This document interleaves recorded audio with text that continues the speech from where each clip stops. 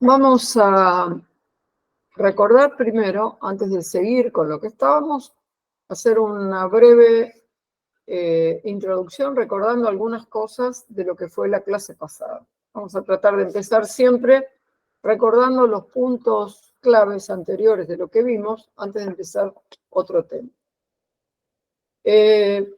Vamos a lo fundamental de lo que fuimos viendo. Lo que tiene que ver con las etapas de la industria textil, dijimos que eran 4.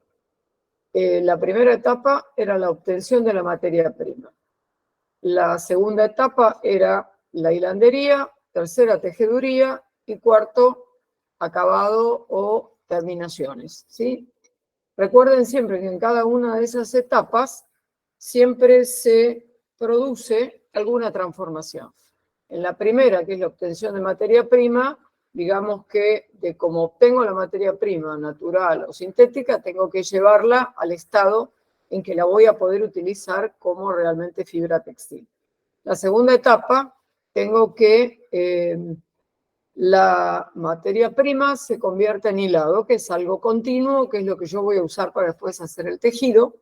En la tercera etapa tengo el tejido, en el cual el hilado se va a convertir en una superficie continua, que es lo que yo después voy a trabajar en la confección, que es el tejido.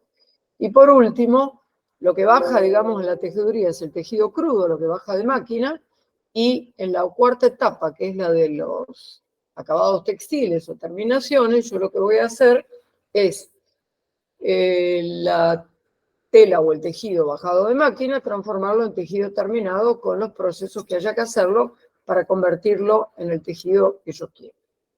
Bueno, vimos eso, vimos que en cada uno de los eslabones que componen la cadena de valor se va agregando siempre valor y que evidentemente cuanto más avanzado estoy yo en la cadena y más cerca de la confección, más valor agregado tiene el producto que se obtiene de la industria textil. Por eso es importante, de alguna manera, decimos cuando se hacen exportaciones, tratar de que el producto sea un producto terminado, o por lo menos que sea avanzado en la cadena textil para la posibilidad de que se le haya agregado el mayor valor posible. Después empezamos a ver lo que tiene que ver con qué cualidades o qué propiedades dan valor textil a una fibra. Y eso es, digamos, con lo que vamos a seguir ahora, viendo fundamentalmente los que nos faltan, las de la lana. Vamos a hacer un repaso por las que ya vimos, que son 17 en total, de las cuales 12, que son las que vimos, son las que pueden aplicarse en realidad a todas las fibras. Las otras 5, algunas son específicas de la lana y otras son casi específicas. Digamos que por ahí también existen en las otras fibras, pero totalmente atenuadas. Así que vamos primero a ver las propiedades que vimos el otro día. Vamos a pasarlas por arriba, un poco recordando qué era, y después vamos a ver un archivo que es resumen de todo eso, como para que ustedes tengan también algo más abreviado. Bueno, voy a compartir primero el archivo que estábamos viendo el otro día.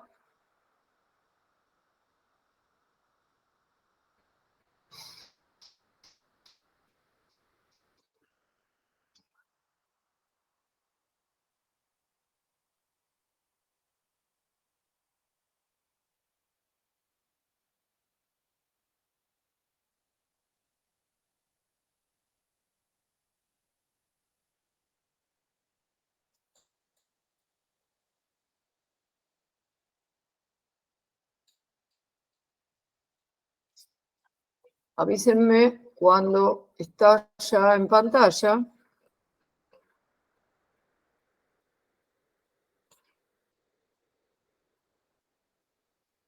¿Está ya visible?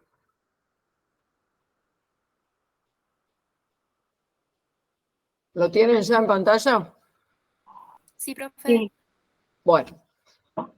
Recordemos entonces que valor textil era toda aquella propiedad que se desea, que sería ideal que todo textil tuviera, en la mayor medida posible.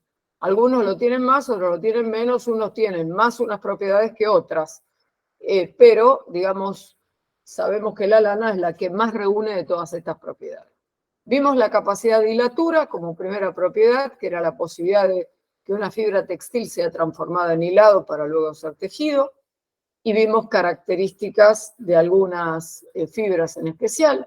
La finura, que tiene que ver con el grosor de la fibra, con el espesor que tiene, recordando que cuanto más fina es la fibra, más posibilidades tengo de hacer tejidos finos y por lo tanto con mayor valor económico. La longitud, cuanto más larga es la fibra, más posibilidades tengo en la hilatura, más fácil va a ser la hilatura. Y recordando que se considera que hay un mínimo para que una fibra pueda ser considerada textil, que son aproximadamente unos 2 centímetros, ¿sí? De los cuales el algodón está muy en el límite. Después vimos la tenacidad, que era la resistencia que tiene una fibra a la rotura cuando se la tracciona. Es decir, cuando se la tracciona agregándole una cantidad de peso, qué fuerza hay que hacer hasta que se rompe. Después vimos la elongación, expresada como un porcentaje, ¿sí? Es decir, hasta dónde, qué porcentaje puede estirarse de su medida original hasta el punto de rotura. Después vimos color, que dijimos que tenía que ver con que se deseaba que la fibra fuera de un color claro, blanco o lo más claro posible para poder ser teñido en cualquier gama de colores. El abastecimiento, que tenía que ver con la posibilidad de conseguir la fibra en cualquier momento como para poder hacer una planificación que se pudiera conseguir en forma continua. La densidad o peso específico, teniendo en cuenta que al mismo volumen nos interesa la fibra que es más liviana. La aptitud para el teñido, que cualquier fibra tiene que poder ser teñida con los métodos convencionales y además tiene que tener la posibilidad de absorber los colorantes y fijarlos, ¿sí? No que se tiña y que después pierda todo el color, porque entonces no tendría aptitud para el teñido. La flexibilidad, ¿sí? Que no puede ser rígida de ninguna manera porque se quebrarían todos los procesos que hay que hacer. La durabilidad, que tenga una cierta duración en el tiempo, no es necesario que dure toda la vida, pero sí que dure un tiempo conveniente. Y por último, la limpieza, que tiene que ver con que pueda limpiarse fácilmente con los productos que existen en el mercado. Y habíamos entrado a ver cuáles eran las propiedades, digamos, que podíamos decir que eran de la lana o prácticamente de la lana. De estas 5 propiedades, resiliencia, higroscopicidad, lustre, ondulaciones y afieltrado, las 3 últimas, lustre, ondulaciones y afieltrado, digamos que son prácticamente exclusivas de la lana. En primer lugar, el lustre o brillo. La mayoría de las fibras naturales, o casi todas las fibras naturales, no tienen brillo. Nada, son opacas. Y si tienen es algo mínimo, que no es significativo. Ahora, puede ser que uno no quiera que la fibra tenga brillo. Por ejemplo, en las fibras sintéticas cuando se obtienen tienen brillo, pero muchas veces se agrega algo para matearlas, o sea, para que salgan mate. Pero eso es una cuestión de gusto. Las lanas gruesas, que después vamos a ver por qué son brillosas, tiene que ver con las escamas. Nosotros dijimos que la lana tiene en su superficie escamas. Esas escamas, a medida que la lana es gruesa, se van haciendo más achatadas y reflejan la luz de otra manera. Muy bien, las ondulaciones. Esto es algo fundamental como propiedad que da valor textil y que lo tiene exclusivamente la lana. Naturalmente, la única fibra que tiene ondulaciones es la lana. Después, uno puede, de pronto a las fibras sintéticas, imprimirle ondulaciones, pero ya es algo que se lo da uno, el hombre, mecánicamente, fijándolo con temperatura, es como hacer una permanente en un pelo lacio, digamos, ¿sí? Pero no es original, no es algo que tiene realmente la fibra tal como sale. Las fibras naturales no tienen ondulaciones, a veces tienen otro tipo de irregularidades, pero la lana tiene unas ondulaciones que son mucho más importantes en las lanas finas, mucho más importantes, y que evidentemente facilitan la hilatura, obviamente, porque al no ser lisa y tener tantas ondulaciones, es más fácil que las fibras se vayan adhiriendo entre sí.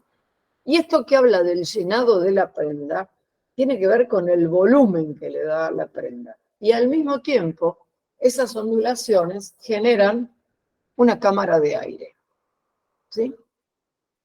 Que mantiene la temperatura del cuerpo. Es decir, evita que la temperatura del cuerpo desaparezca. El cuerpo se mantiene caliente, se mantiene a su temperatura en realidad, con la lana, independientemente de la temperatura que reciba del exterior. El afieltrado también es una propiedad exclusiva de la lana. ¿Se acuerdan que nosotros hablamos de tejido, que era algo que se hacía a partir del hilado? Era una superficie continua que yo lograba enganchando hilados. Para eso, primero, a partir de la materia prima, construía hilados, que era algo continuo. Y después los hilados los enganchaba mediante tejido de punto, mediante tejido plano, de alguna forma determinada, y generaba el tejido. Pero había un grupo que yo llamaba tejidos no tejidos, que no eran ni de punto ni de tejido plano, que eran aquellos tejidos que se habían formado a partir de las fibras, mediante simplemente aglomeración de fibras. Este es un caso, el afieltrado. La lana puede formar fieltro, ¿cómo?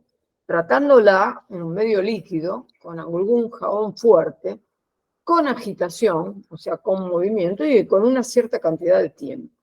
Fíjense que las prendas de lana, si uno las mete de lana en serio, no de acrílico, uno las mete en el lavarropas y las tiene con mucho movimiento, les da por arriba de los 60 grados de temperatura, se van a afieltrar, se van a compactar de tal manera que no van a poder volver atrás. La prenda va a quedar reducida totalmente, ¿sí? Y va a quedar las fibras totalmente trabadas y no hay posibilidad de desarmarlo.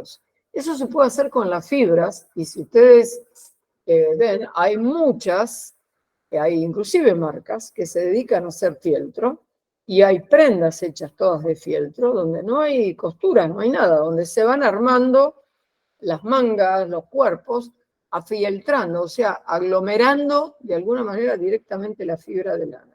¿Sí? Hay inclusive gorros, hay mucho en billutería de fieltro, mucho, digamos, accesorio trabajado en fieltro, y hay inclusive muchas veces cursos que se hacen bastante interesantes, si a alguien le interesa, en donde están todas las hilanderías en Scalabrini y Ortiz. Yo a veces veo y digo, tendría que hacer algún curso de esto, a ver cómo lo trabajan artesanalmente. ¿Sí? Hacen muchas veces, organizan cursos especiales de fieltro, ¿sí? Que pueden ser interesantes, sobre todo si uno quiere para hacer accesorios. Bien, ¿qué otra propiedad hay que adjudicamos prácticamente a la lana? Estas dos, que son la higroscopicidad y la resiliencia. La higroscopicidad, digamos, es la posibilidad, higro sería de algo de líquido, que uno pueda, la posibilidad de absorber agua, en este caso sería absorber transpiración y evaporarla. Ahora bien, no todas las fibras, estando en una atmósfera de humedad, pueden absorber agua. El poliéster, por ejemplo, tiene una absorción bajísima de agua, por eso se seca tan rápido, ¿sí? Porque prácticamente no absorbe, no retiene el agua.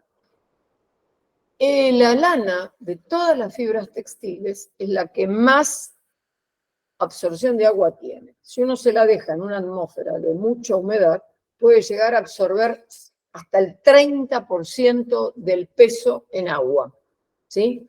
Es decir, que de 100 kilos puede llegar a pesar 130, absorbiendo agua.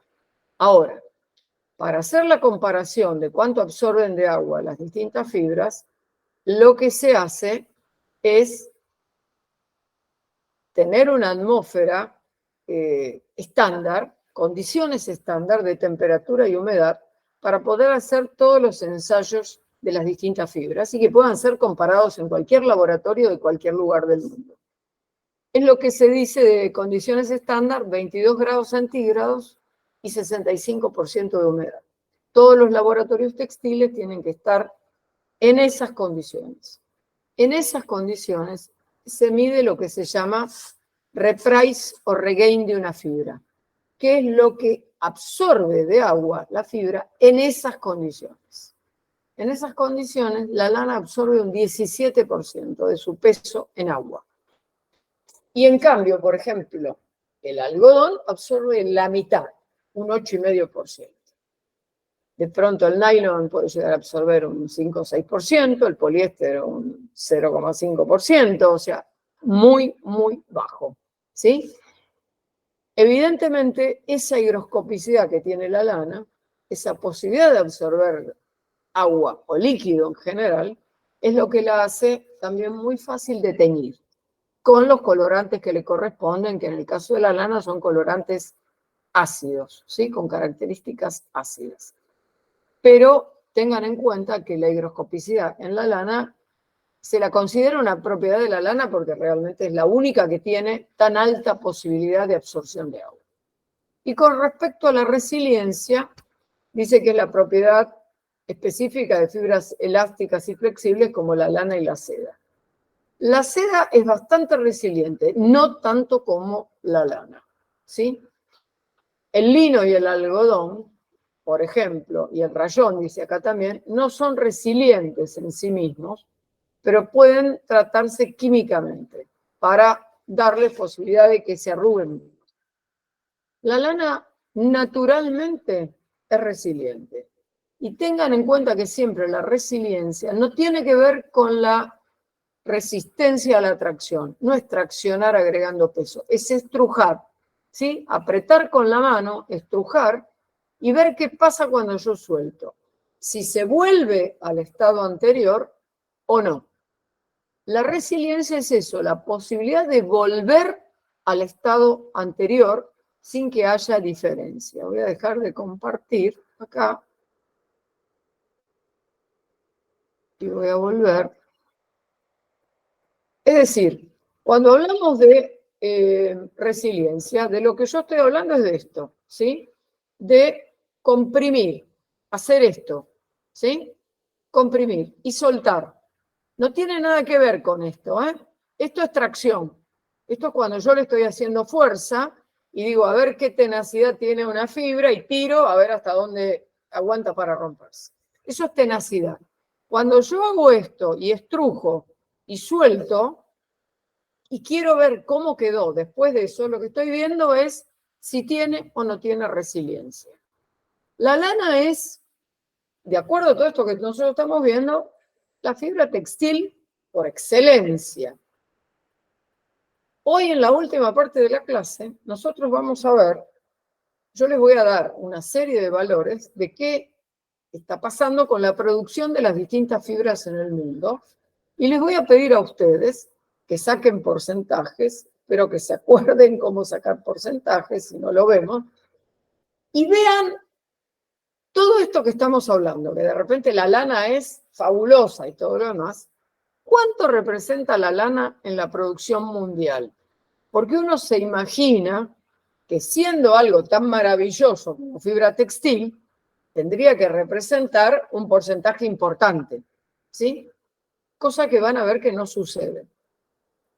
Cuando veamos, los datos que yo tengo son de hará 8 años más o menos, del 2015, los anteriores que tenía eran del 2000 y variaron un montón, y van a ver qué pasa con las fibras textiles ¿Y qué lugar ocupa la lana en todo eso? ¿Por qué? Porque la lana no es una fibra fácil en cuanto a que yo tengo que tener, para fabricar lana, yo tengo que tener ovejas. O sea que ya de por sí implica campos con una cierta extensión. Cuando uno habla del algodón, por ejemplo, el algodón no necesita, está bien, que uno puede, si tiene plantaciones, muchas plantaciones de algodón, necesitará miles de hectáreas. Pero el algodón, acá en la Argentina, por ejemplo, lo que ha habido en muchos casos eran minifundios, digamos, no eran latifundios, eran ciertas concentraciones de tierra no demasiado grandes, porque era una cuestión de plantación y que por ahí, si la cosecha es manual, se planta uno muy cerca del otro. En cambio, la lana, si yo tengo animales, los animales tienen que salir al campo y tienen que salir a comer, por lo cual yo necesito otro tipo de extensiones. Fíjense que las tierras del sur, que en gran parte han sido ocupadas por, ahora en una época por los Benetton y todo lo demás, o por extranjeros, son grandes extensiones. Cuando se habla de cría de ovejas, se habla de grandes extensiones, lo cual ya implica otra inversión. Pero además de eso, hay todo un proceso después con la lana de lavado, de limpieza y todo lo demás, que no es lo mismo que, por ejemplo, el algodón, que es un proceso seco, que es mucho más fácil y más sencillo. Por supuesto, los dos están sujetos a situaciones climáticas, es cierto, pero van a ver que la lana cada vez se va achicando más su porcentaje en el mercado, no de la Argentina, en el mercado mundial, porque además es un producto que resulta caro. Pero después lo vamos a ver. Sin embargo, estamos diciendo, la lana, tiene todo. Tiene las mejores condiciones en cuanto a las escamas, tiene las ondulaciones que no la tiene otro, qué sé yo, tiene higroscopicidad, tiene resiliencia. Bueno, uno dice, debiera ser la fibra más usada. Y no es así. Pero después lo vamos a ver con números bien concretos. Bueno, yo voy a compartir con ustedes ahora algo que ustedes habrán visto que yo les subí al Classroom, al tablón, subí los archivos que vimos la semana pasada, incluyendo este último, que si bien no lo habíamos terminado de ver, lo habíamos nombrado todo. Subí todo esto, subí las etapas, subí el valor textil, la cadena de valor textil y subí, ¿cómo se llama? El valor textil de las fibras. Ahora, este archivo yo lo voy a subir después, es un archivo que tiene todas las mismas propiedades resumidas, para que ustedes tengan una forma de verlas mucho más concentradas. Lo otro es la explicación de cada una de las partes. Y tiene algunas cositas distintas de lana. Este archivo se los voy a subir después en el fin de semana. Así que lo voy a compartir ahora y hacemos una revisión de todas las propiedades. Hay alguien que se conectó recién, que es Álvarez Iriarte. Se habías conectado antes, me parece. Bueno, un momento. Este lo vamos a cerrar.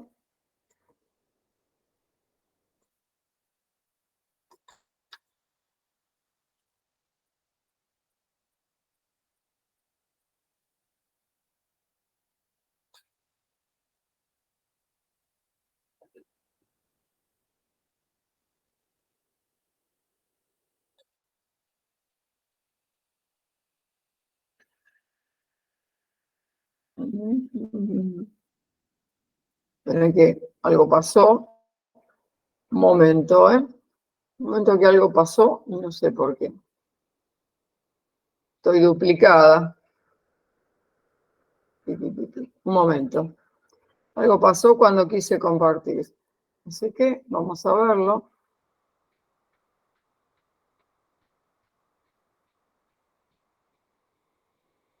A ver ahora. Díganme si aparece. ¿Está? Y aparece, profe. Sí. Bueno. Ahí tienen resumido qué es lo que da valor textil a las fibras. Las propiedades. Por un lado tienen las propiedades que son generales, digamos, ¿sí? Teniendo en cuenta que cuanto más propiedades reúne una fibra, más valor textil tiene, ¿no? Que son las mismas que hablamos. Y por el otro lado, tiene los que son casi específicas de la lana, digamos, ¿sí? Algunas son específicas totalmente y otras también existen en los otros, pero las otras fibras las tienen mucho más atenuadas. Acá tenemos, digamos, un resumen donde primero que es la capacidad dilatura, la fibra está en condiciones para soportar todo el proceso, estiro y torsiono, o sea, le doy la torsión, lo mismo que haría manualmente para formar el hilado, y acá aclara que la lana tiene como escamas lo que le da la capacidad dilatura. Cuanto más capacidad dilatura tiene, más valor va a tener. El grosor de la fibra, acuérdense que es la finura, ¿sí? Y recuerden esto, porque cuando uno habla de una fibra del grosor que tiene, lo vamos a ver en algodón y lo vamos a ver en lana, habla de una cierta cantidad de micrones. Por ejemplo, 30 micrones, cuando hablamos del algodón. ¿Y qué es el micrón? Recuerden que el milímetro es la milésima parte del metro. O sea, un metro dividido en 1000 partes es un milímetro. El micrón es la milésima parte del milímetro. O sea que es la millonésima parte del metro. Imagínense un metro partido en 1.000.000 de partes iguales. Cada una de esas es un micrón. ¿Sí? Esa es la medida que se utiliza. El micrón es una medida de longitud, como el metro, el kilómetro o el centímetro, pero una medida de longitud para cosas muy, muy pequeñas. Existen todavía medidas de longitud más pequeñas todavía, como el nano, ¿sí? Que es todavía la millonésima parte, mejor dicho, la milésima parte de un micrón. O sea, es inimaginable en cuanto a que no es visualizable, pero que existe. O sea, cuando se habla de nanometría, se habla de medidas mínimas. Y ahí aparece el nano, que es todavía mucho más chico que el micrón.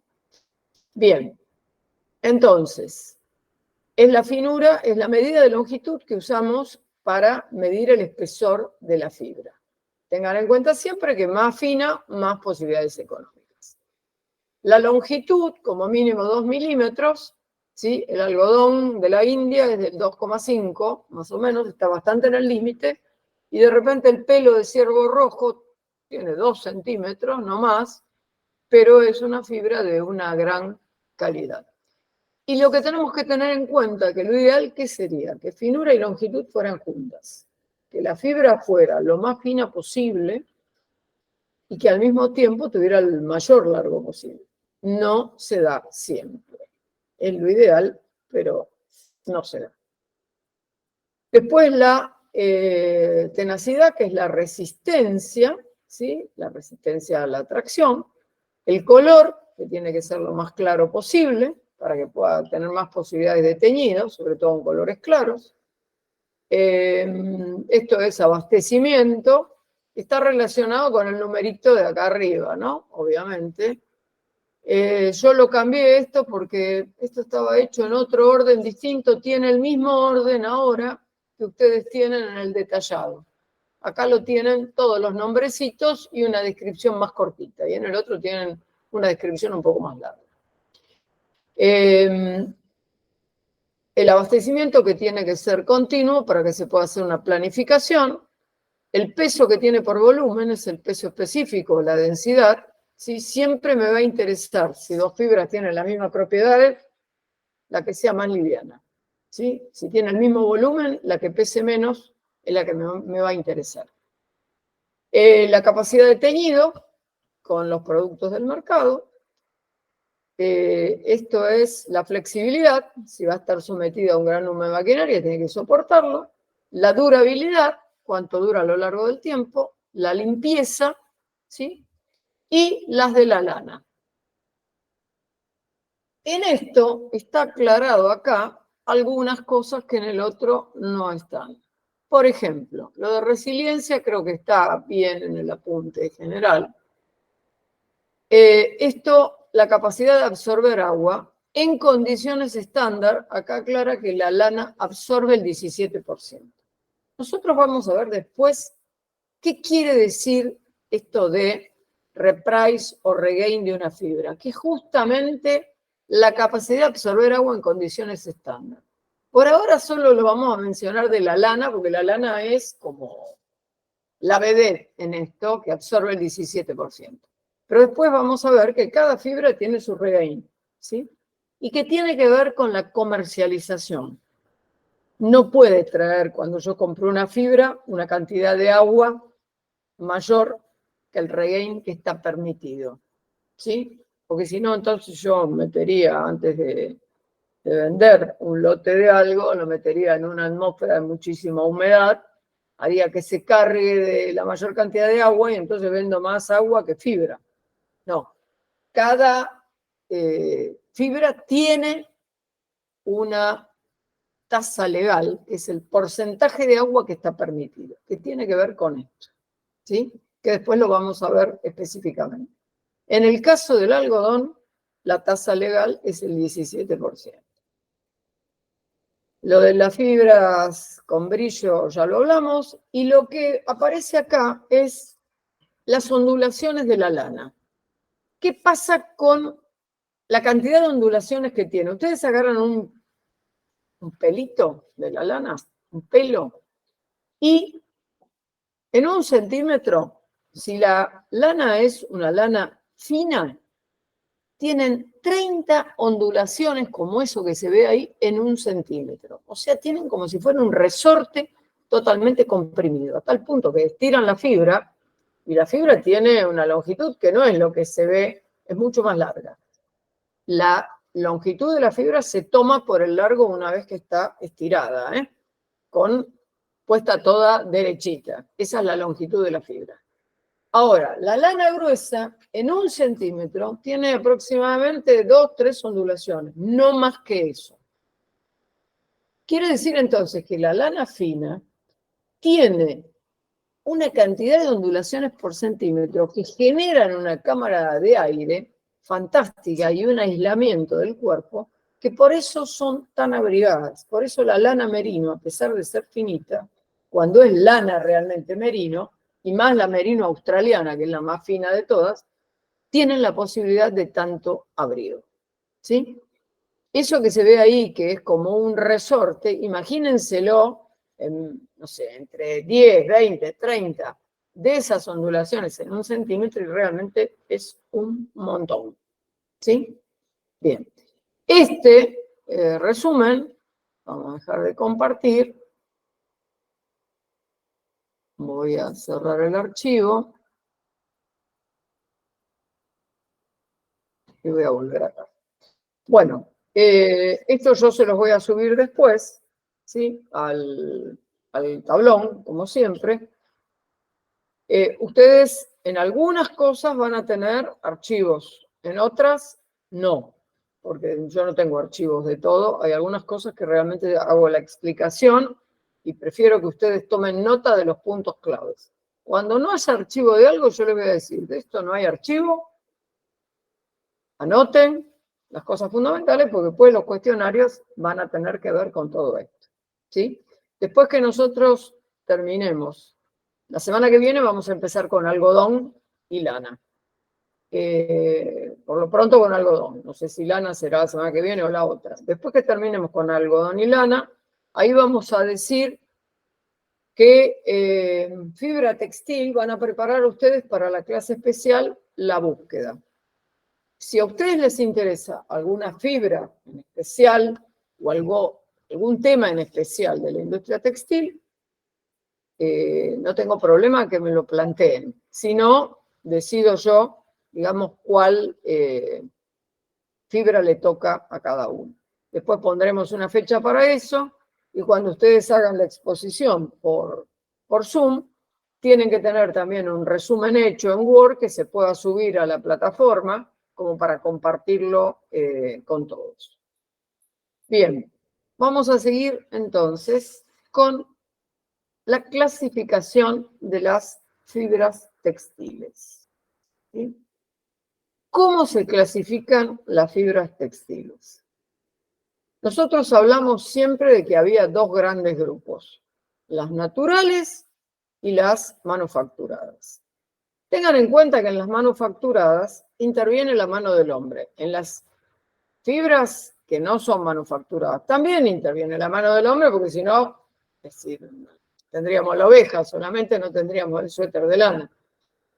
A lo que voy es que las fibras naturales existen como fibras ya en la naturaleza.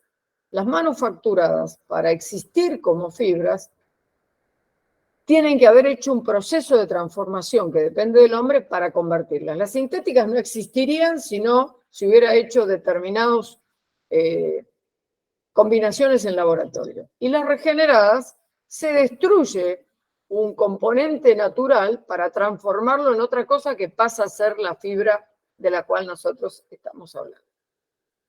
Bueno, vamos a ver entonces ese cuadro de clasificación. Tengan en cuenta que dos grandes grupos, naturales y manufacturadas. Dentro de las naturales, nosotros vamos a considerar de origen vegetal y de origen animal. ¿Sí? No vamos a considerar las minerales porque prácticamente eso ya no se usa más. En algún momento se usó amianto y demás, pero son consideradas fibras cancerígenas, así que no se usa más. Vamos a hablar de vegetales y animales. Y dentro de las vegetales, la diferencia de si vienen de una parte de la planta o de otra. Y dentro de las animales, dos grupos diferentes que hay. Dentro de las manufacturadas vamos a dividir en dos grandes grupos. Las que son regeneradas, o sea que parten de una sustancia natural, y las que son sintéticas. Ustedes tengan en cuenta algo. Las fibras vegetales tienen en su composición celulosa, fundamentalmente. La celulosa es una larga cadena, que es digamos, la base del algodón, del lino, de un montón de fibras vegetales, es una larga cadena de carbonos. En el caso de las fibras animales, como la lana o la seda, es una proteína, pero también es una larga cadena natural, absolutamente natural, producida por la naturaleza. Las fibras sintéticas, ¿qué hicieron? Ver cómo se podía hacer para construir una larga cadena, también sintéticamente, o regenerando algo, o destruyendo la cadena de celulosa para después volver a armarla. Y en el caso de las sintéticas, directamente, cómo armar una larga cadena que pudiera reemplazar a eso que la naturaleza lo hace. ¿Sí? La celulosa ya está en la planta. La proteína ya está en la lana, por ejemplo. Pero cuando yo hago una fibra sintética, lo que yo hago es una molécula de algo que después tengo que lograr que esa molécula se transforme en una cadena. O sea, imagínense que cada molécula tuviera dos bracitos que los abre y se va enganchando con todas las otras moléculas y forma una larga cadena. Eso es lo que se llama en fibras sintéticas la polimerización. Por eso las fibras sintéticas empiezan con poliamida, poliéster, poliacrilonitrilo, poliuretano elastomérica, porque todas no serían lo que son si no hubiera una polimerización. Serían simplemente una sustancia.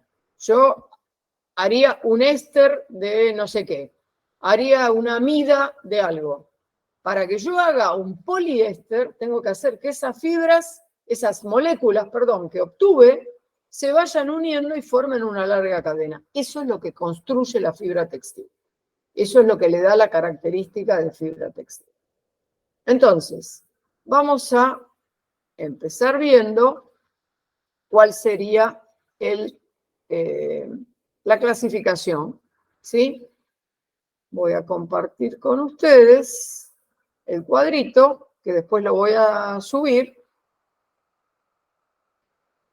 de clasificación de las fibras textiles. Con esta clasificación, nosotros, no sé qué es, hay algo ahí. Con esta clasificación, nosotros nos vamos a manejar todo el tiempo. Esperen que me equivoqué. Tengo que ir a otro lado, no al Word, porque lo tengo escaneado esto. Un momento, imágenes.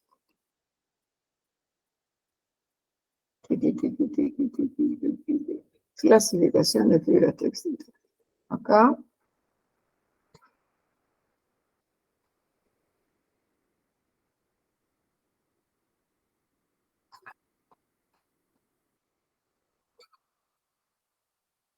Avísenme cuando aparece. Ahí apareció, profe. Perfecto. Bueno, acá tienen ustedes los dos grandes grupos, naturales y manufacturadas, ¿sí? Las naturales, con la división que dijimos de los dos grupos, vegetales y animales, y las manufacturadas, uy, me están mandando, bueno, ya me voy a enterar de qué se trata. Las naturales tenemos vegetales y animales, y las manufacturadas regeneradas y sintéticas. Miren un segundo el cuadro, voy a contestar un mensaje que me están mandando.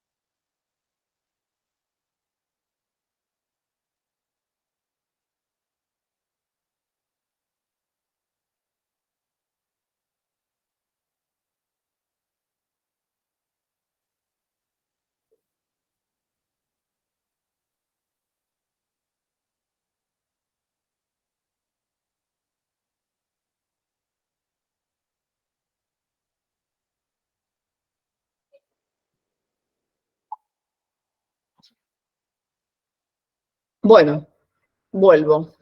Justo me tienen que entregar algo, así que me están diciendo a ver que me lo traen en lugar de que vaya a retirarlo. Estoy viendo cómo combinar eso. Cuando uno está solo en la casa es un lío cuando vienen y está dando clase, porque o bajo yo o le enseño al gato cómo abrir la puerta, pero creo que va a ser difícil por el momento. Bien, vamos entonces a las naturales. Tenemos fibras vegetales y animales. Las vegetales tienen características bastante distintas, sobre todo en cuanto al largo de la fibra.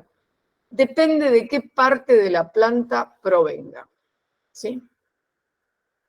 El algodón, por ejemplo, que es de semilla, ¿sí? Que viene de la semilla, es realmente una fibra corta. Hay discusiones si el algodón viene de semilla o el algodón se puede considerar que es de fruto. En realidad, la semilla del algodón está dentro del capullo. El capullo del algodón es el fruto del algodón, ¿sí? El algodón tiene flor y después tiene fruto, que es el capullo. Adentro de ese capullo hay más o menos unas 40, aproximadamente unas 40 semillas. Esas semillas se cubren totalmente, empiezan a brotarle como si fueran pelitos, que son las fibras de algodón, que llegan a una cierta longitud máxima, que será 2,5, 3,5, depende de qué algodón sea, y van creciendo, creciendo. Llega un momento que la fibra de algodón está tan llena de fibra todo alrededor, que el capullo con las 40 que tiene adentro, plaf, se abre y explota, ¿sí? Pero en realidad las fibras están pegadas a la semilla, ¿sí? La fibra de algodón es una fibra relativamente corta. En realidad una fibra de 2,5, en el caso del algodón de la India, es una fibra corta. Sin embargo, tiene una aceptación mundial, ha tenido a lo largo del tiempo realmente muy importante. Las que vienen del tallo, como el caso del lino, el cáñamo, el yute que pone ahí, el ramio, el bambú también, son fibras largas. ¿Por qué? Porque están adentro del tallo. Y están adentro del tallo y en realidad no están en el exterior. Hay que romper el tallo, pudrir el tallo, que generalmente la parte leñosa está afuera, y ver cómo sacar las fibras de ahí adentro. Pero son fibras, en el caso del lino, que pueden llegar a tener 50 centímetros, 40 centímetros, hasta 1 metro, ¿sí? Todas las que vienen del tallo son fibras largas. Acuérdense que el lino fue una de las fibras que se trabajaban en los pueblos antiguos de Europa, ¿sí? ¿Por qué? Porque evidentemente la longitud permitía poder trabajarlas en forma manual. Esa es una ventaja importante. Otro grupo son las que vienen de hoja, como el caso del sisal. Ustedes habrán escuchado hablar del hilo sisal, el famoso piolín, digamos, sisal, viene de ahí. Es como una palmerita el sisal. Alguno de ustedes por ahí prepara después lo que tiene que ver con el sisal. Es una palmerita muy parecida a las palmeras que hay, digamos, de decoración en las casas, de plantas, bastante petiza, enana, con, hola Arthur, buenas tardes, con hojas largas, y las fibras pueden llegar a tener 1 metro, 1,10 m, una cosa por el estilo, o sea que son bastante largas. Y el caso del coco, que es un fruto, que también tienen la fibra de coco, que en realidad más que usada para vestimenta, acá no se usa prácticamente, en Brasil hay mucho trabajo hecho con coco, más que nada son carteras, manteles, son todas cosas o de decoración o accesorios, recipientes, o sea, se trabaja bastante, digamos, el coco, ¿sí? Estoy viendo acá algunos que no estaban hace un rato y los estoy agregando. Muy bien. Bueno, eso con respecto a las fibras naturales de origen vegetal. Ahora, veamos las animales. Esperen que quiero ver quiénes están, porque me aparecieron algunos que no estaban. Taboada, Varela, sí, Escobar, Facu, sí. Fajardo estaba, Álvarez Iriarte estaba, Morales, sí. Alfaro sí, Chilibert sí, Puchani sí, y Antunes sí, Nina Bender sí, Tiziana Guzmán sí. Bien.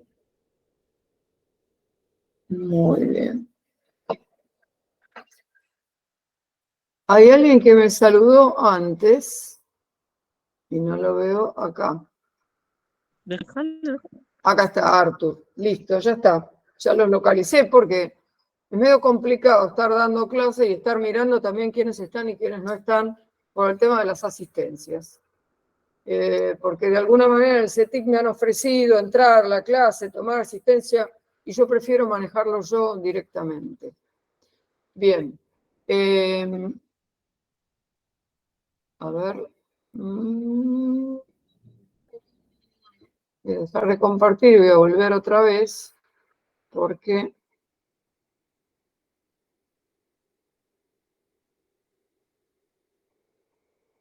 Bueno, vamos a volver ahora a compartir. Yo lo que quiero que quede claro es, en las vegetales depende de qué parte de la planta provengan, porque uno dice, son todas vegetales. Comparten características las fibras vegetales, sí. Por ejemplo, que tienen una mayor resistencia cuando están mojadas. Sí, pero después tienen cosas muy distintas entre ellas, sobre todo la longitud, que depende mucho de qué parte de la planta viene.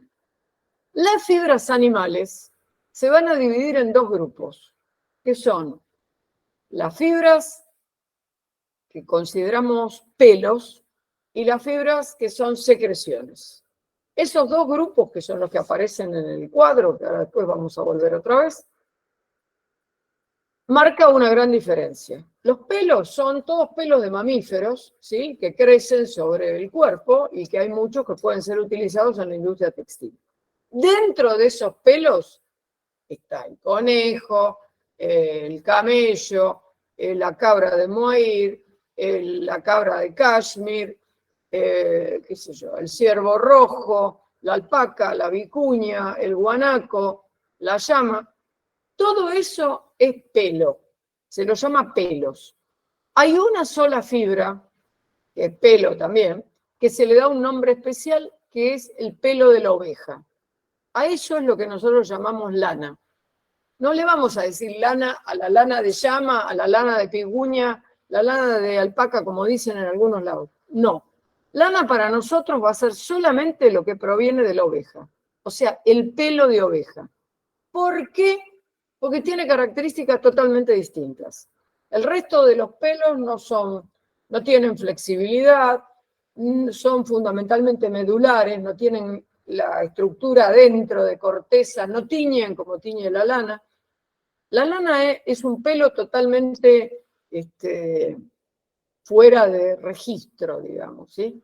Es un pelo rebelde. Por lo tanto, le decimos lana porque tiene características totalmente especiales. O sea que la lana es el pelo de la oveja. El resto, todo el paquete del resto, lo incluimos dentro de lo que llamamos pelos. Eso con respecto a los pelos. Y después están las secreciones. ¿Qué son las secreciones? Bueno, el caso, por ejemplo, del gusano de seda, que es un gusano que larga una baba que se solidifica en contacto con el aire.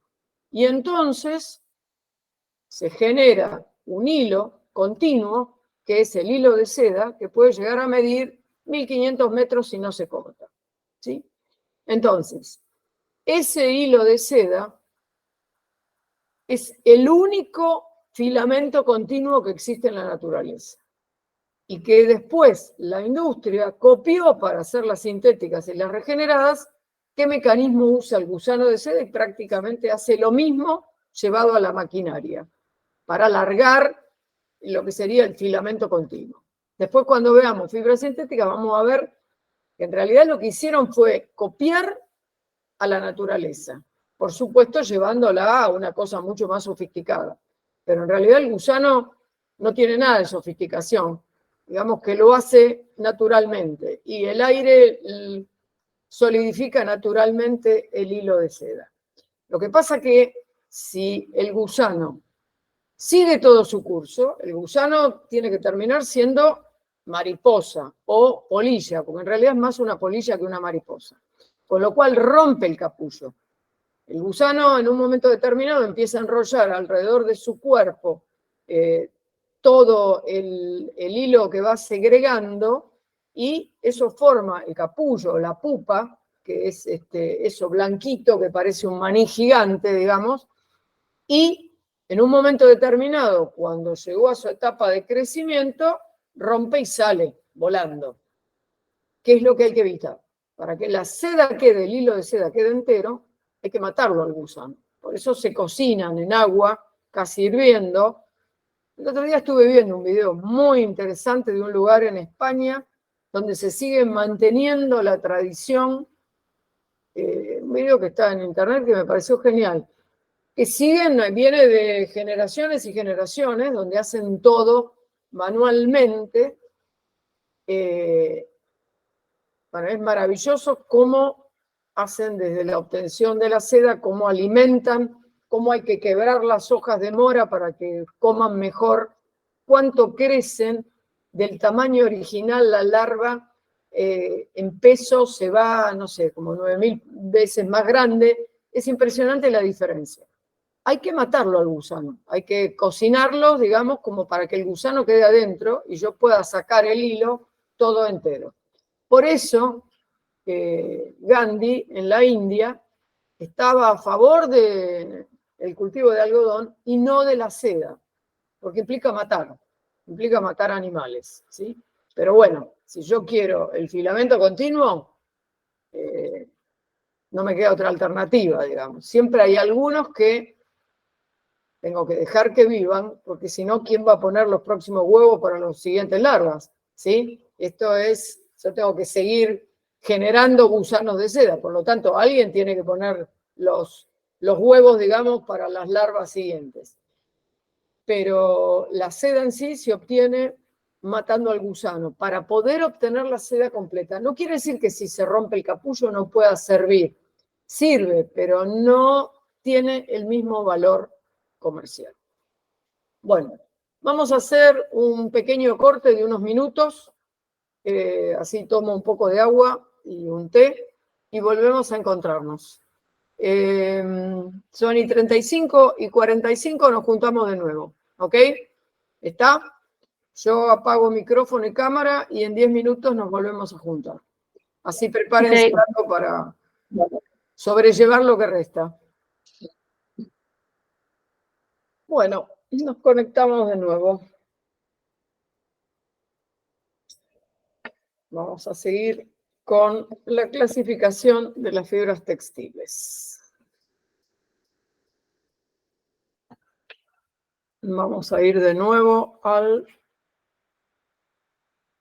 que teníamos, al archivo que teníamos, como para seguir viendo lo que tiene que ver con la clasificación de las fibras manufacturadas, ¿sí? Que es lo que nos faltaría.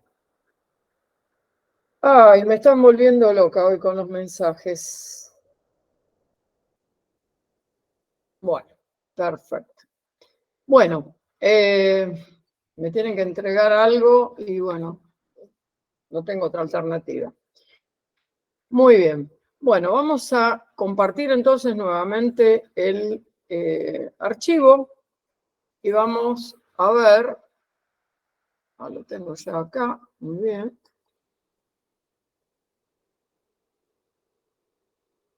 ¿Sale? ¿Hola? Sí. Sí, perdón. Ok. Quería aprovechar para decirle que yo voy a entrar tipo 6:15, 6:30 todos los días porque salgo del trabajo, ¿sí? Va a ¿Vos depender del sos tren cómo ande. Dolores. Varela? Sí, Ok. Sí, vos así entraste pues, después. claro, porque no sé si le había dicho o no es por otra cosa, sino porque es más o menos cuando llego. Ok. Listo, era Bueno. eso. Sí, yo normalmente voy mirando de entrada los que están y voy mirando los que se van agregando. Trato más o menos a lo largo de esto ir viendo todos los que están, ¿sí? A ver si no me tragué alguno, ¿sí? La realidad es que voy tratando de mirar varias veces. Lo que pasa es que es como que estando dando clase, a veces me distraigo un poco con el tema este, pero trato de, en lo posible, de estar con todo este tipo de cosas. Bueno, a ver, me parece que, esperen que voy a volver a compartir otra vez, porque no sé qué es lo que pasa cuando quiero tocar esto, algo se me desbarata. Voy de nuevo. Bueno, ahí estamos. Bueno, nosotros vimos todo este sector que serían las fibras naturales. Muy bien. Ahora, vamos a las manufacturadas. Las manufacturadas tengo dos grupos, las regeneradas y las sintéticas, que no son la misma cosa. Las regeneradas partieron de un elemento natural. Todas estas que nosotros estamos nombrando acá son derivadas de la celulosa. No quiere decir que solamente haya derivadas de la celulosa. Puede haber otras regeneradas, pero las que nosotros realmente conocemos son las derivadas de la celulosa. Fundamentalmente el rayón, acetato, diacetato y triacetato. Son todas derivadas de celulosa, para lo cual se usa, en algunos casos, linter de algodón. Los linter son las fibritas cortitas que quedaron cuando se arrancaron las fibras de la semilla, ¿sí? Que eso en algún momento va a haber que sacar. La semilla está toda cubierta de fibra, bueno, hay que sacarle las fibras a la semilla. Y eso que queda todavía se pone en una disolución y se logra que eso se desprenda y después se hace tratamientos y demás. Es una de las formas de obtener rayón. El rayón, en realidad, hay 5 tipos de rayón diferentes, ¿sí? Que es lo que más nos interesa a nosotros porque es con lo que ustedes más están familiarizados. Rayón hay rayón viscosa, rayón cupramonio, que ahí no está, que es otro tipo de rayón, el modal, que es una forma de rayón, el tencel y el rayón de bambú. El rayón de bambú, en realidad, en lugar de usar restos de algodón, lo que usa es restos de bambú, ¿sí? Tengan en cuenta que el bambú es una fibra que se considera que hay algunos que consideran que va a ser con el tiempo el nuevo algodón, por decirlo de alguna manera. El que va a ocupar el lugar, digamos, fundamental del algodón. No sé si eso va a ser así o no, pero bueno. Tiene propiedades muy importantes, sobre todo propiedades antibacteriales. Por eso el bambú se usa mucho combinado, en algunos casos, combinado con lycra inclusive y demás, para ropa interior. Se usa también para remeras y demás, tiene muy buena mano y es muy interesante, como es por las características que tiene, poder ser usado en apósitos, en vendas, en todo lo que tenga que ver con la parte sanitaria. Muy bien. Esos rayones que tenemos ahí, es muy común que ustedes cuando ven un tipo de prenda digan esto es un tejido de modal. El modal no es un tejido, el modal es una fibra, ¿sí? Es un rayón, es un tipo de rayón que tiene características determinadas que lo hacen más parecido por ahí a una fibra natural. Pero en definitiva es una fibra regenerada, no es otra cosa más que eso. De todos estos rayones, el único que no contamina el medio ambiente es el tencel, ¿sí? Es una marca determinada y que no produce contaminación al medio ambiente. El resto, todos tienen algún tipo de contaminación. Con respecto a las sintéticas, que es el otro grupo que me queda de fibras manufacturadas, ahí yo le puse nylon, en realidad le tendría que haber puesto poliamida, porque el nylon es una marca, ¿sí? Una marca de la empresa, digamos, que lo fabrica. Pero en realidad el nylon hay nylon 6, hay nylon 6,6, hay distintos tipos. El poliéster sí está con su nombre correcto. El acrílico en realidad son fibras poliacrílicos, es poliacrilonitrilo y poliuretano elastomérica que corresponde a la marca Lycra. Dijimos que en realidad todas estas empezaban con poli. Yo lo voy a cambiar esto de nylon. Lo que pasa es que cuando uno dice poliamida, parece algo medio extraño. En realidad es poliamida la fibra, ¿sí? Porque sale de la polimerización de algo que se obtuvo en el laboratorio para formar la larga cadena. El poliéster, el poliacrilonitrilo y poliuretano elastomérica. En realidad el orden en que están ahí es el orden en que aparecen en el mercado. La más vieja de todas es el nylon, ¿sí? Que aparece originalmente como para reemplazar a la seda. Esa fue la idea del nylon, reemplazar a la seda en las medias de mujer, que además medias de seda podía tener y que tenía un poder adquisitivo alto. El nylon, digamos, estaba destinado a ser una cosa más masiva. Terminó siendo usado durante la guerra para cuerdas de paracaídas. Y el nylon realmente tiene características muy interesantes en cuanto a elasticidad, a resistencia, y se usa mucho en todo lo que tenga que ver con sogas, cordones y demás, en náutica también, ¿sí? En barcos y demás. El poliéster es el segundo que apareció en el mercado y es el que ha ido desplazando a todos por la importancia realmente que tiene, inclusive dentro de las microfibras, de las cuales la mayoría son de poliéster. Se caracteriza fundamentalmente por sus mezclas muy interesantes con algodón, ¿sí? pero se puede mezclar con otras cosas también. El acrílico, en realidad las fibras poliacrílicas, han venido en gran manera, en gran medida, a reemplazar, no surgieron con esa idea, pero sí han servido mucho para reemplazar a la lana. Hoy, el 90% o más de los suéteres que nosotros tenemos no son de lana, son de acrílico, ¿sí? Que se le da una ondulación falsa también para que tenga un cierto volumen y tenga una apariencia más parecida a la lana. No abriga nunca como la lana, porque no tiene las ondulaciones naturales, ni tiene las escamas, no es lana, es acrílico. Pero bueno, digamos que para temperaturas que no son demasiado bajas, realmente cubre perfectamente, cumple la función para la cual está destinada. Además, todas las fibras sintéticas van al lavarropas fácilmente y no tienen mayores problemas. Se secan muy rápido, tienen una serie de ventajas para la vida moderna. Y la última de las que aparece en el mercado es la poliuretano elastomérica, que en realidad es quizás de todas las fibras sintéticas, no sé si la que más revolucionó, porque probablemente el nylon haya revolucionado por haber sido la primera, si bien el rayón es anterior, el rayón es de fines de 1800, ¿sí?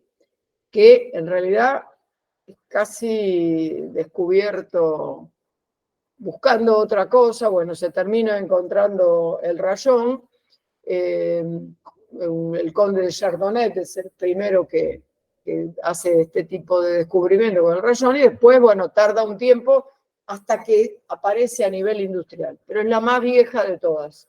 ¿Sí? Primero fueron las regeneradas y después fueron las sintéticas. Pero el lycra probablemente cambia mucho todo lo que tiene que ver con la moldería, fundamentalmente, y la confección. ¿Sí? Es decir, cambia muchísimo, cambia los tejidos en la industria textil, pero cambia también todo lo referente a la moldería, porque produce unas variaciones increíbles con respecto a lo que se tenía hasta ese momento. Esto más o menos es simplificado la industria, todo el cuadro general de clasificación de las fibras textiles.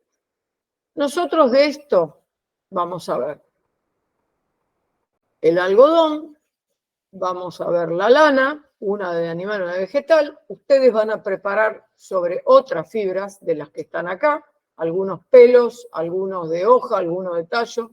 Vamos a completar con la búsqueda que ustedes hagan. Y de las manufacturadas vamos a ver un poco los procesos, porque más o menos todas tienen el mismo proceso de fabricación. En todos los casos, la fabricación es más o menos como el gusano de seda. Lograr algo que pueda ser eyectado, digamos, a través de agujeros, que en este caso no son los agujeros que tiene el gusano en la cabeza, sino que serían los de una placa perforada. Lograr una solución que pueda fluir, pasar por esos agujeros y buscar después cómo esa solución puede llegar a solidificarse, porque acá no es que la naturaleza lo va a solidificar en contacto con el aire, no. Entonces hay que ver cómo se puede llegar a solidificar cada fibra a su manera. ¿Sí? Vamos a dejar de compartir acá. Vamos a ver acá. Bueno, ¿se entiende esto de la clasificación de las fibras? Yo creo que no tiene cosas demasiado raras, ¿sí? Lo que ustedes se van a dar cuenta en la medida que vayan conociendo las fibras, ¿por qué las telas son lo que son? ¿Sí? ¿Por qué responden de distinta manera? Se van a dar cuenta que no solamente influye la materia prima, por ahora estamos viendo la materia prima, después se van a dar cuenta cómo influye el hilado también. Si es fino, si es grueso, el tejido que yo puedo hacer y cómo puedo hacer yo las variaciones de tejidos que hago. ¿Sí? que por ahí uno dice, bueno, el tejido son hilos que se enganchan entre sí. Sí, pero se pueden enganchar de 2000 maneras diferentes. Por eso tengo la cantidad de tejidos que tengo diferentes. Por eso tengo, no sé, un voile, un organdí, un crepe, un terciopelo, un corderoy, una batista, un linón. Y son todos tejidos, ¿sí? O tengo un jersey, un canelón, un punto inglés, etcétera, etcétera. Y son todos tejidos, o todos de plano, o todos de ¿cómo se llama?, de punto, pero siguen siendo tejidos de todas maneras. Bien. Una de las cosas que siempre preguntan es cómo hacer reconocimiento de fibras. En realidad, para hacer un buen reconocimiento de fibras, uno tendría que tener un laboratorio con los elementos para reconocerlo. Hay 3 caminos para reconocer fibras, que en realidad yo diría que son uno con 3 etapas diferentes, cada vez de mayor profundización. Por ejemplo, en el INTI se puede hacer. Uno tiene una tela que tiene varias fibras, porque muchas veces las telas no tienen solamente una fibra, no son de puro algodón. Por ahí uno tiene algodón, tiene poliéster, tiene nylon, que muchas veces hay tejido, sobre todo en punto. Hay muchas cosas que parecen que tuvieran pelo y le dicen esto es Bremer. Bremer, ni ahí. Para que algo sea Bremer, tiene que ser lana y tiene que ser pelo de conejo. ¿Sí? Cuando muchas de las cosas que se venden ahora se dicen, bueno, esto tiene Bremer, esto es Bremer. No, no. Por ahí es una angorina de acrílico, que tiene un aspecto peludito, qué sé yo, tiene algo de pelos. En muchos casos lo que parece pelo es nylon cortado, ¿sí? Que en muchos tejidos aparece como si fuera pelo. Pero el Bremer es, además, pueden ponerle Bremer solamente algunos, la etiqueta que diga Bremer, porque es como si fuera una marca registrada como Lycra, ¿sí? Y Bremer implica que es lana con pelo de conejo o de liebre, según el color, digamos, pero no puede ser un acrílico, digamos, ¿sí? Yo no puedo llamarle Bremer aunque tenga una apariencia de lana con pelo. El Bremer es lana con pelo, realmente. ¿Sí? Bien, cuando nosotros hablamos de reconocer, a veces alguno dice, ¿de qué está hecho esto? Y yo siempre digo, yo magia no hago.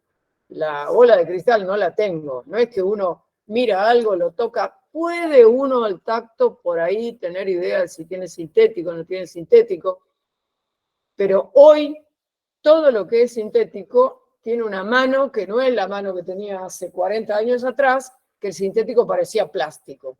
Hoy ya no es así. Una camisa de poliamida, no sé, hace 50 años o más, de repente era como ponerse una bolsa de polietileno arriba, algo que se pegaba, que se transpiraba, horripilante. Hoy ya no es lo mismo, la poliamida.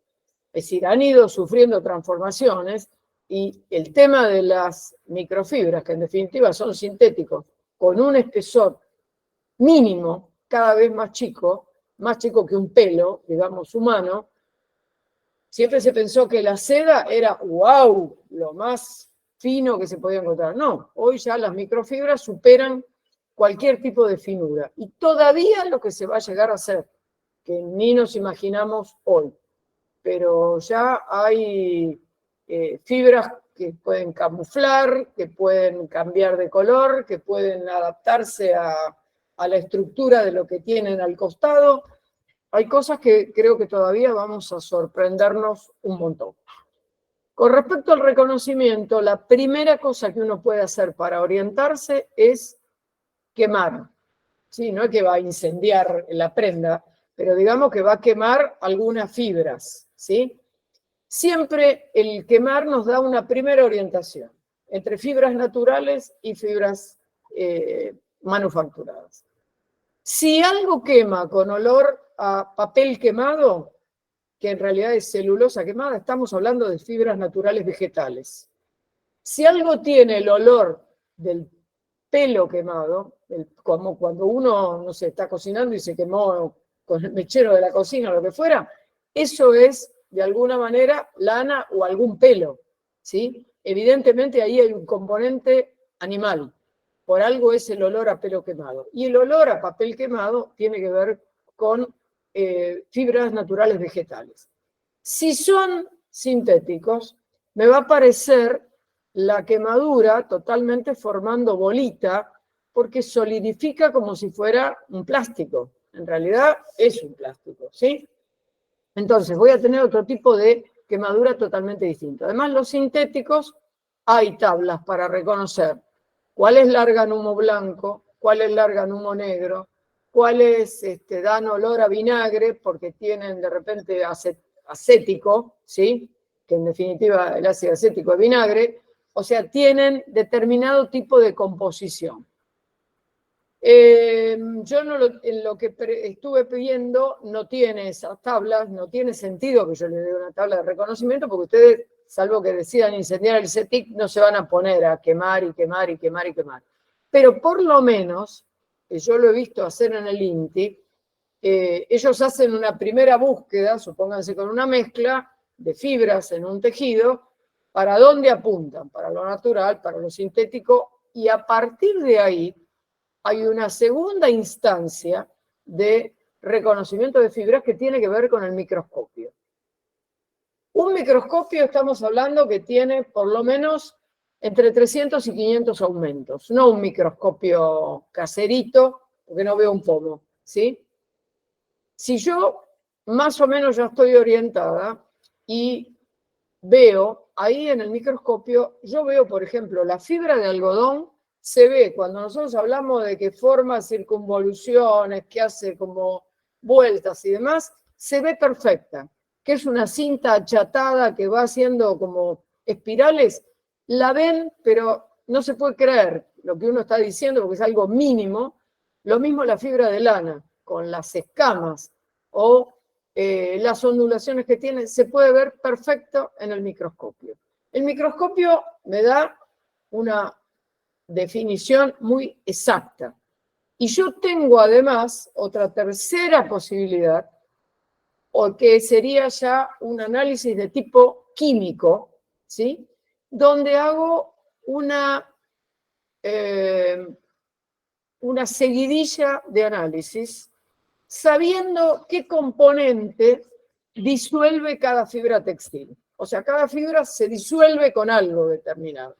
Si yo sé que se va disolviendo y yo tengo una tela que tiene una mezcla de varias fibras, si yo digo esto pesa, no sé, 20 gramos, y lo trato con un producto que sé que va a disolver alguna de las fibras y el peso baja porque algo desapareció, de alguna manera yo puedo ir sabiendo, con lo que me va quedando, qué porcentaje tengo de la fibra que desapareció y saber qué fibra es, porque solamente esa fibra la disuelve un componente determinado.